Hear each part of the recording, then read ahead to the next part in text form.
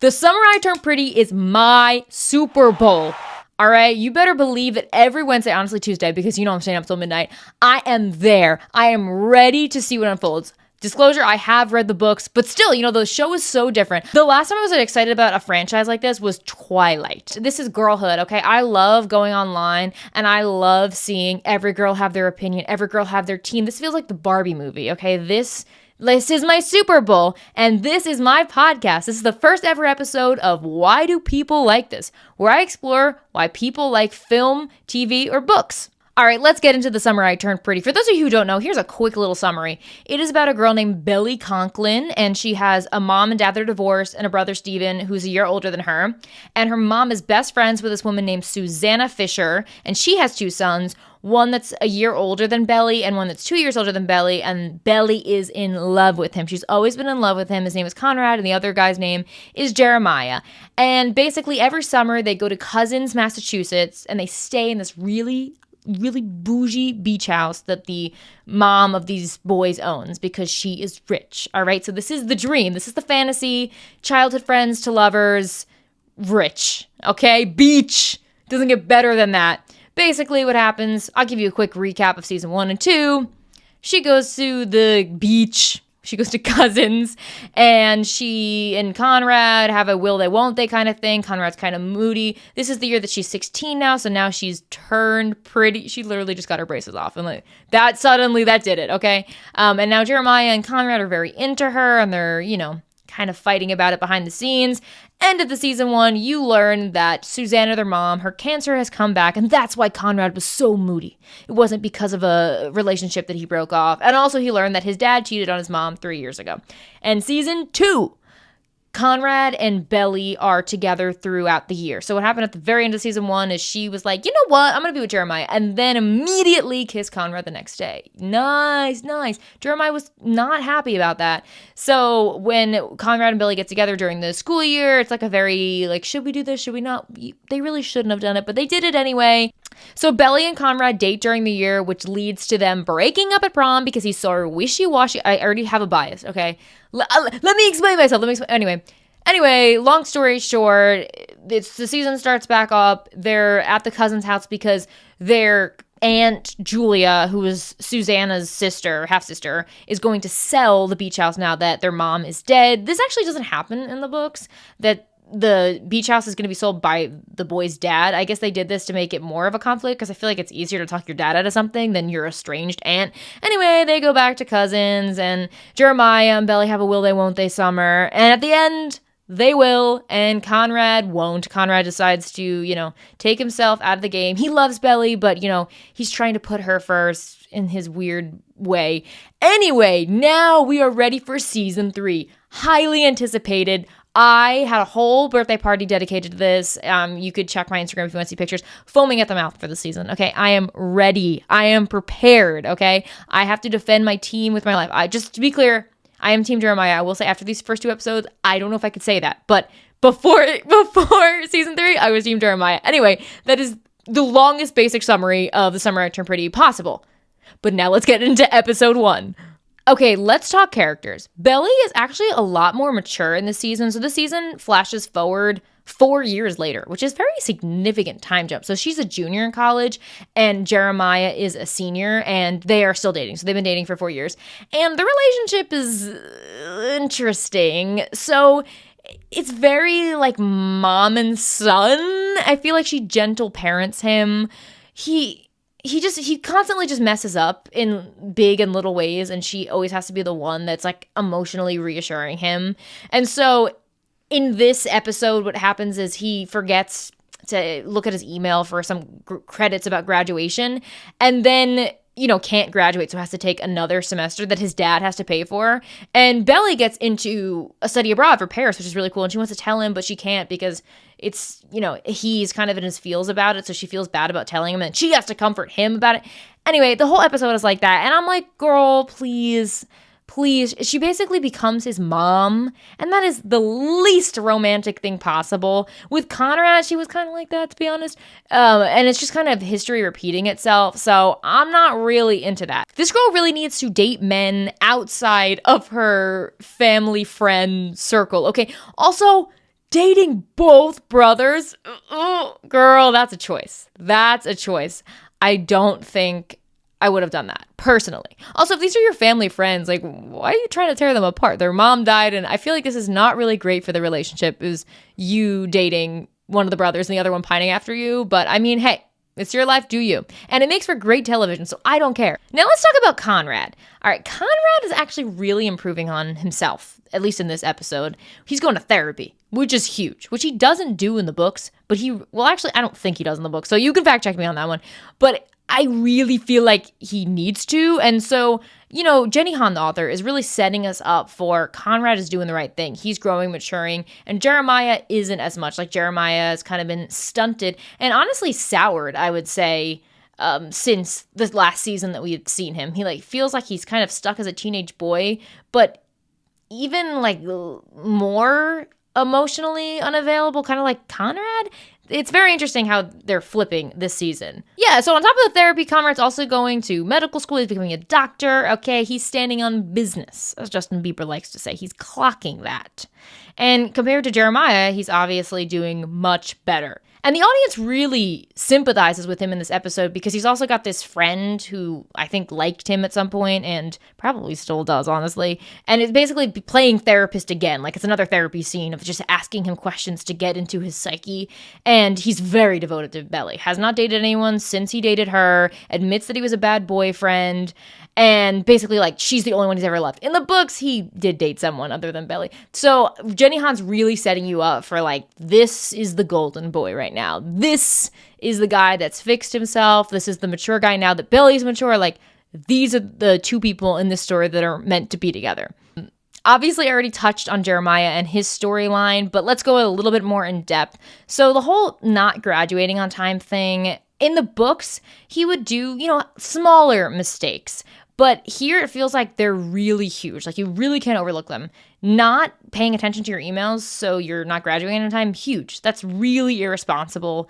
And, not that it would make you break up with someone, but it makes you think twice. Is this someone that I want to be with in the long run if they're going to make mistakes on big things like that and not take it so seriously? Also, to be clear, that didn't happen in the book. The graduation thing was not a part of the book. So I think it was added to really strengthen the animosity towards Jeremiah to make it feel like, okay, we gotta get rid of this guy for Belly. We gotta go back to Conrad. On top of that, he's also in a frat. So not the best light. I don't care if it's, I don't care if they do community service. It's still a frat. And we all know what goes down there.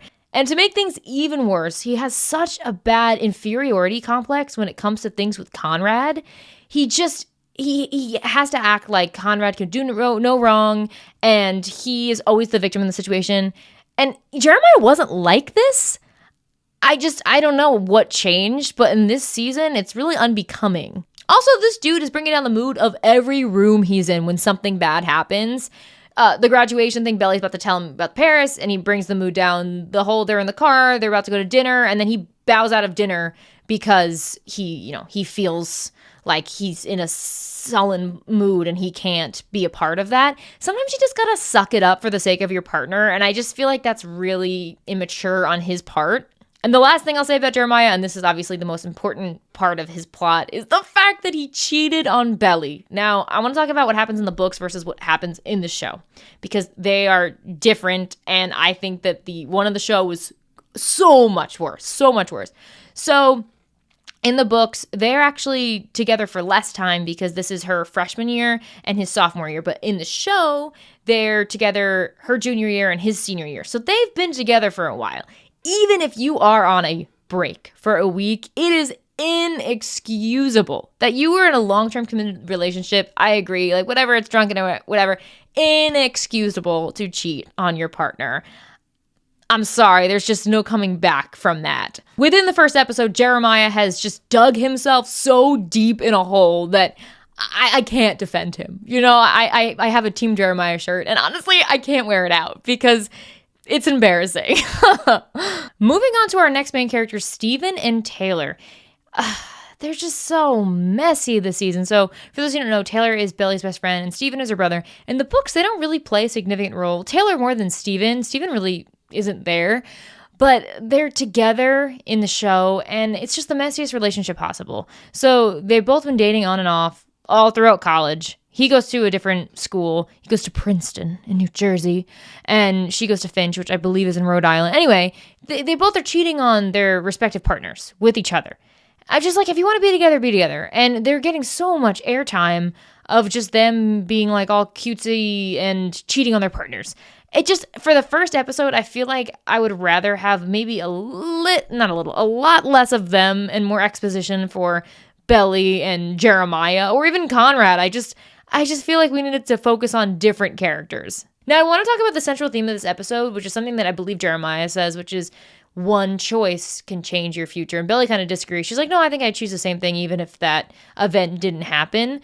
But I think that's kind of the question that's being asked this whole episode is, would this have happened if this didn't happen? Like, for example, would she have been with Jeremiah if Conrad didn't screw up? And I think it's very interesting to think about, because even for Conrad, like, his choice to let Billy go, essentially, led him to then go to Stanford, and I feel like focus more on schoolwork. And had he not done that, maybe he wouldn't have had the same outcome. Maybe he would have had needed to move closer to her. You don't know. And so you like to think that the choice that you made changed the future in a positive way. And it's not just fate, that you have some control over your destiny. And finally, I wanted to end on some hidden gems. One of them was the Sour Patch Kid she was having at the study session, because it's very much in the last season. It's like, well, Jeremiah thought she liked Swedish Fish, and Conrad knew that she liked Sour Patch Kids. And so her choosing that is like her, subconsciously choosing Conrad kind of thing. I've seen some discourse about that online, which I thought was kind of fun. And then also on the wall, there's a little Easter egg. Jeremiah and Belly are dressed as Laura Jean and Peter Kavinsky from To All the Boys I Loved Before, which is another Jenny Han project that I really love. And then another fun theme is that Belly is wearing red sunglasses when she talks to Conrad for like 2 seconds on the phone, because that's their thing. That's their song, Burnin' Red, Taylor Swift. Well, just Red, Taylor Swift.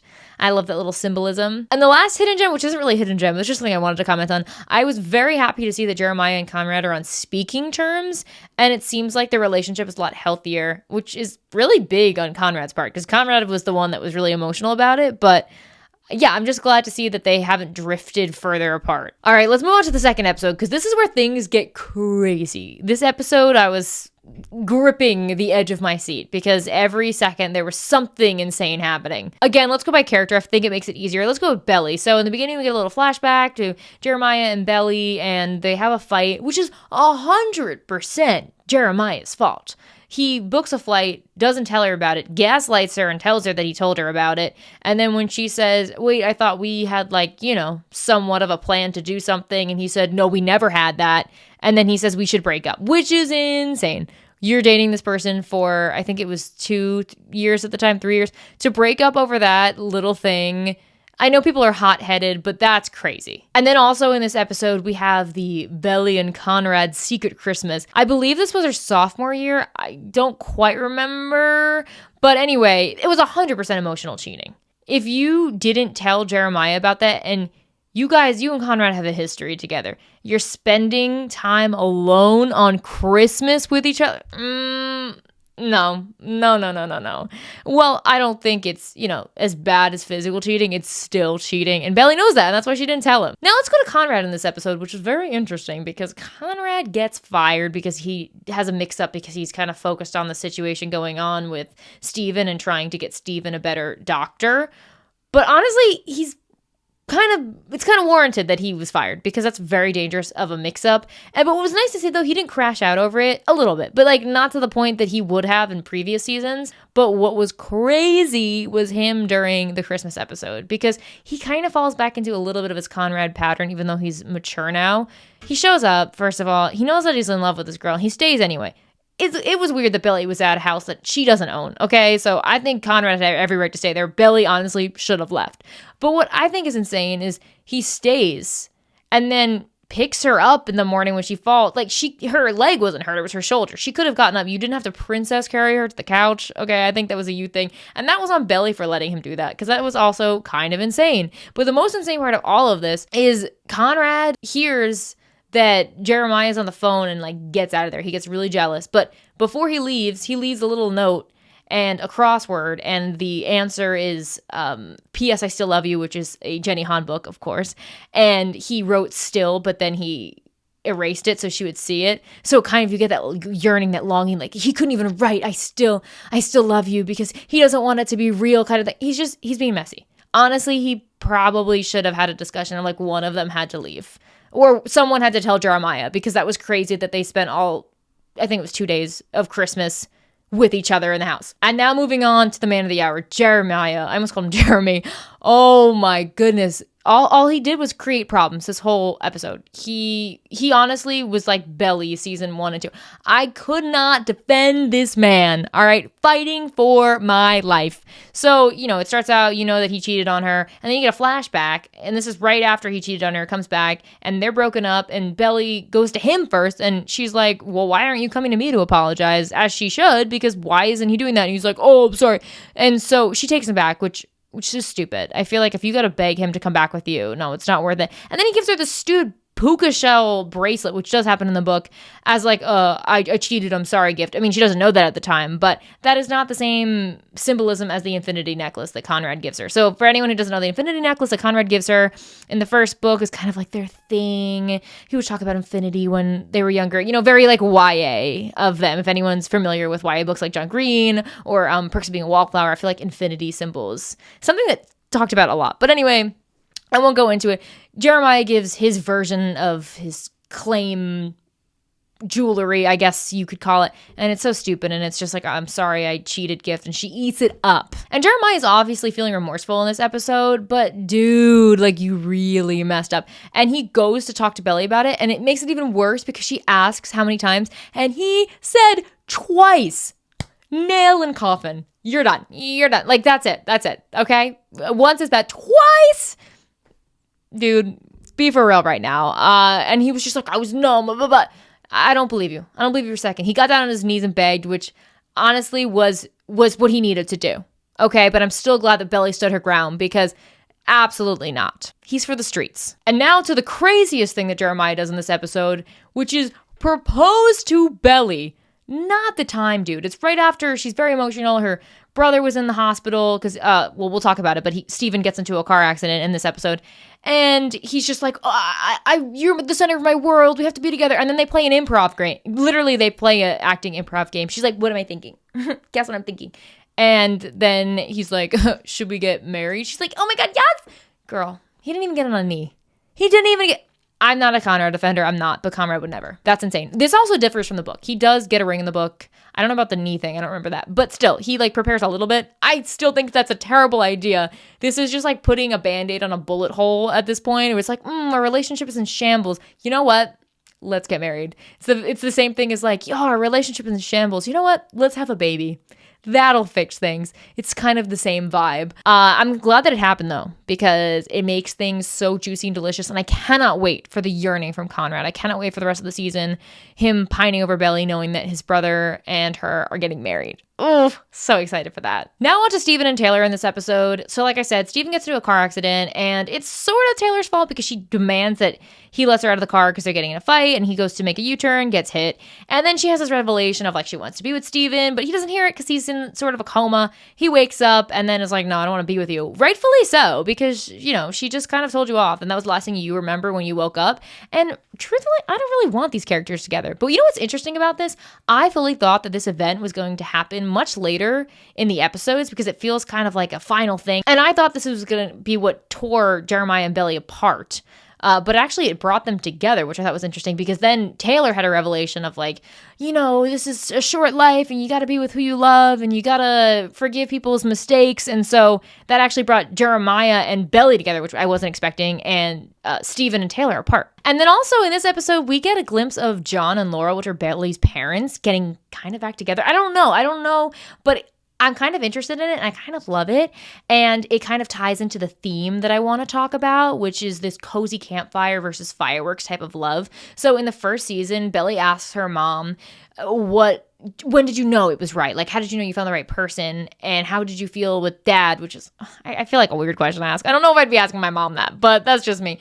And Laurel basically says that, he felt like a cozy campfire. And I don't know if I ever felt fireworks with someone. And Belly, as a 16-year-old, was like, I have to feel fireworks with someone. I don't know if I could be with someone if I don't feel that way. And I think it's interesting in this episode because her and Conrad, I feel like in the beginning when they were dating, it was sort of that fireworks thing. Like everything was new and exciting. And with Jeremiah, I think was more of the cozy campfire.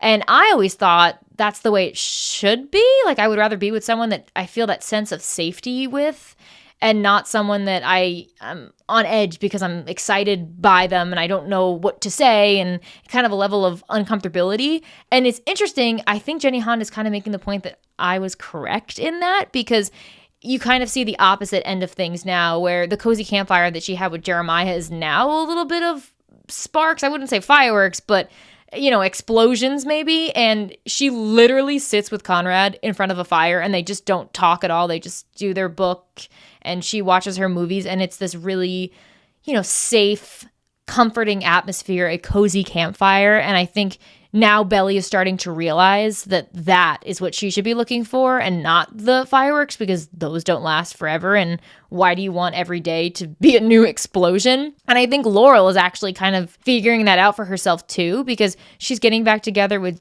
John, or at least I think they are. And I think it's because she feels that same thing. It's like, maybe that cozy campfire, like that's what the love I was looking for is. And I needed to be with other people to realize that. I don't know. That's just like my little theory, but you guys can comment what you think. And then I really quickly wanted to go over how there's certain things that are different from the book. Like, he does not cheat twice. That was insane.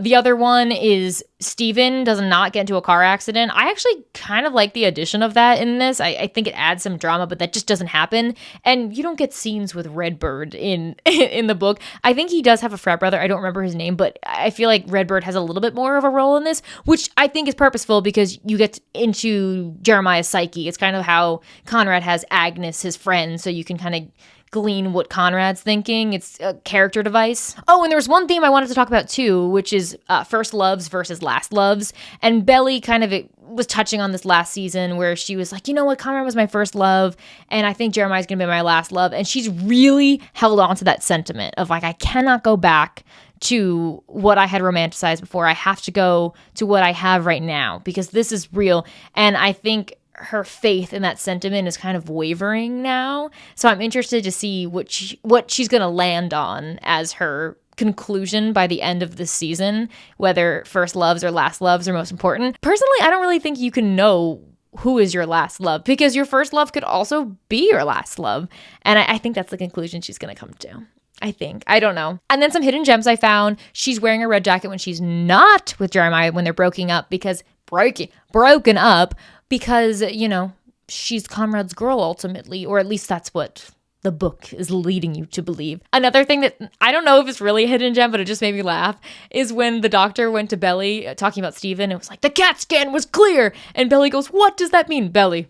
You don't need a medical degree to know that clear means good. And the last little tidbit that I found was interesting was you get to see Conrad's first note that he leaves to Belly. So in the books, he writes her letters. And so when he leaves, as Conrad does, so, inconspicuously, he writes, hope you have a Merry Christmas. It was good to see you, Conrad. And that's going to be something that is special between Conrad and Belly later. Sorry, there are some spoilers there.